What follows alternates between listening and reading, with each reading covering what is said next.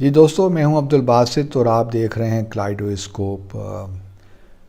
گزشتہ روز وزیر اعظم عمران خان نے تاجکستان کے صدر سے ٹیلی فون پہ بات کی اور موضوع سخن افغانستان ہی تھا۔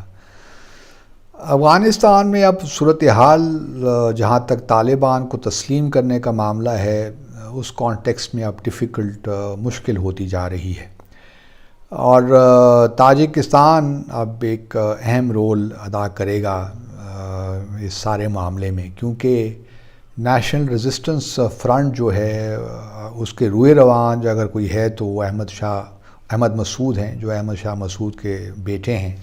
وہ اس وقت تاجکستان میں ہیں یا دوشنبے میں ہیں۔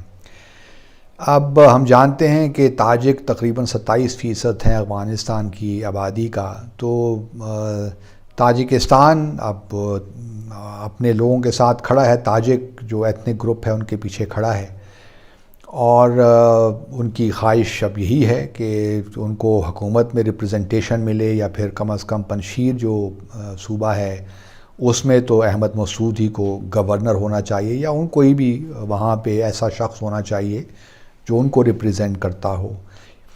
اب نیشنل ریزسٹنس فرنٹ کا بھی جو معاملہ ہے، ان کے بھی جو اہداف ہیں وہ کلیئر نہیں ہیں۔ آیا وہ پنشیر ویلی تک اپنے آپ کو محدود رکھنا چاہتے ہیں، یا پھر پورے افغانستان میں ریپرزنٹیشن چاہتے ہیں۔ میرا اپنا خیال یہ ہے کہ اگر پنشیر، جس طرح ویلی کا ان کا مطالبہ یہی تھا کہ ان کو کچھ اٹانومی دے دی جائے اور وہ طالبان کی حکومت کو تسلیم کر لیں گے۔ اب طالبان کے لیے مسئلہ یہ ہے کہ وہ اگر اٹانومی دیتے ہیں تو پھر ہر صوبہ جو ایتھنک اس کی بنیاد پہ یہ کلیم کر سکتا ہے، اور پھر جو طالبان کی اپنی ایک آئیڈیالوجی ہے، جو ان کی اپنی ایک آرگنائزیشن ہے، وہ بہت کمزور ہو جائے گی۔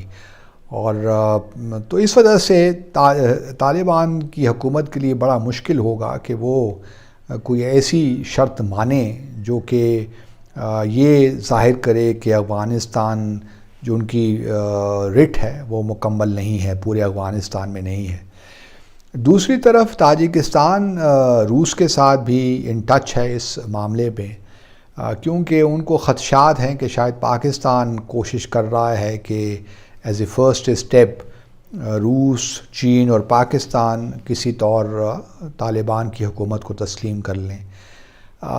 تو تاجکستان کی یہی کوشش ہے کہ روس کم از کم اس میں شامل نہ ہو۔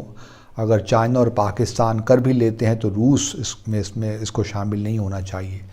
اور ان کے خیال میں چونکہ تاجکستان شیئر کرتا ہے افغانستان کے ساتھ بارڈر، تو ان کو زیادہ خطرات لاحق ہیں طالبان سے، اور طالبان اگر چاہیں تو ان کے لیے ڈسٹربنسز بھی پیدا کر سکتے ہیں تاجکستان میں۔ تو وہ ایک لحاظ سے انہوں نے انووک کیا ہے CSTO، جو کلیکٹیو سیکیورٹی ٹریٹی آرگنائزیشن ہے، جو 2002 میں بنی تھی۔ اس کے 6 یا 7 ممبرز ہیں، رشیا اور تاجکستان بھی ہیں، جو نیٹو کو کاؤنٹر کرنے کے لیے بنائی گئی تھی۔ تو انہوں نے وہاں بھی اپنی گفتگو میں جو ہے روس کے ساتھ کہا ہے کہ جی ہماری تو کلیکٹیو سیکیورٹی کا معاملہ ہے، اور اگر آپ جو ہیں رشیا اکیلا طالبان کو ریکگنائز نہیں کرنا چاہیے۔ پھر ہم یہ بھی جانتے ہیں کہ یہ شنگھائی کوآپریشن آرگنائزیشن کے ممبر بھی ہیں۔ اب پاکستان کے لیے مشکل یہ ہو گئی ہے کہ ہم نے چونکہ شروع سے اگر ہم نے جلدی فیصلہ کر لیا ہوتا تو شاید آج ہم اس بھنور میں نہ ہوتے، لیکن چونکہ ہم نے خود ہی اب کہہ دیا کہ ریجنل کنسنسس ہم بلڈ کرنا چاہ رہے ہیں، تو اب ہم ہوسٹیج ہو گئے اپنے ہی اس بات کے، اور ہمارے لیے اب مشکل ہو گیا ہے کہ ریجنل کنسنسس کے بغیر ہم آگے بڑھ سکیں۔ اور تاجکستان چونکہ بھارت کا ہمسایہ ملک ہے، وہ بارڈر شیئر کرتے ہیں، تو ہمارے لیے اب یہ بھی بڑا مشکل ہو گیا ہے کہ ہم تاجکستان کے بغیر افغانستان کو تسلیم، ان کی نئی حکومت کو تسلیم کریں۔ تو معاملات جو ہیں، اب تاجکستان ایک اہم پلیئر ہو گیا ہے اس سارے معاملے میں، کیونکہ جو نیشنل ریزسٹنس فرنٹ کو اگر کہیں سے سپورٹ اس وقت ایکٹیولی مل رہی ہے تو وہ تاجکستان سے مل رہی ہے، پھر ایران سے کسی حد تک مل رہی ہے، کیونکہ ہرات وہ بھی ہم جانتے ہیں کہ اسماعیل خان جو وہاں پہ تھے، ان کا اس وقت کہیں نہیں معلوم نہیں ہے کہ وہ ایکچولی ہیں کہاں، ٹرکی میں ہیں یا ایران میں ہیں یا دوشنبے میں ہیں. لیکن ایران بھی چاہے گا کہ جو ہزارہ کمیونٹی ہے، شیعہ کمیونٹی ہے، ان کو بھی ریپریزنٹیشن ملنی چاہیے. لیکن ان کا حالانکہ طالبان کے ساتھ ایک زمانے میں ان کو سپورٹ بھی کرتے رہے ایران انڈائریکٹلی، بٹ وہ آبجیکٹیو یہ تھا کہ امریکہ کو نقصان پہنچانا مقصود تھا. تو اب ایران کی جو اس وقت لیڈرشپ ہے، ان کے خیال میں طالبان ان کے لیے ایک بہت بڑا چیلنج بن سکتے ہیں. اور ایران کے بارے میں تو ویسے بھی ہم جانتے ہیں کہ ایک ڈوبیس سی پالیسیز رہی ہے، نہ صرف اس خطے میں بلکہ پورے ویسٹ ایشیا میں، مڈل ایسٹ میں بھی ہم جانتے ہیں. اور ابھی حال ہی میں ہم نے کچھ ایرانی باشندوں کو بھی گرفتار کیا ہے جو ایرانین ہیں، ایرانی نیشنلز ہیں، لیکن انہوں نے پاکستانی ڈاکومنٹس رکھے ہوئے تھے اور پاکستانی ڈاکومنٹس پہ وہ جانا بھی چاہ رہے تھے، جو ہے گلف کنٹریز جا رہے تھے، اور وہاں ہم نے ان کو گرفتار کیا. اور ایران کا معاملہ پہلے بھی تھوڑا بہت ہمارے لیے تشویشناک رہا ہے، کیونکہ ہم جانتے ہیں کمانڈر کلبھوشن جادے بھی چابہار سے اپنی ایکٹیویٹیز کرتا رہا، اور پھر ہم نے بلوچستان میں اس کو گرفتار کیا. تو ہمارے لیے حالات جو ہیں وہ کسی حد تک اب مشکل ہو گئے ہیں. اب دیکھنا یہی ہے کہ انٹرنیشنل کمیونٹی اور امریکہ بھی مجھے نہیں لگتا کہ اب جلدی میں ہے، تسلیم کرنے جا رہا ہے، یا باقی ویسٹرن کنٹریز بھی کوئی جلدی میں ہیں. اب یہ معاملہ ذرا طول پکڑ جائے گا، اور ایک ہیومینیٹیرین کرائسس تو بہرحال ہے افغانستان میں، پھر اکانومی کے بھی بڑے حالات ہیں، اور اسپوائلرز بہت ہیں.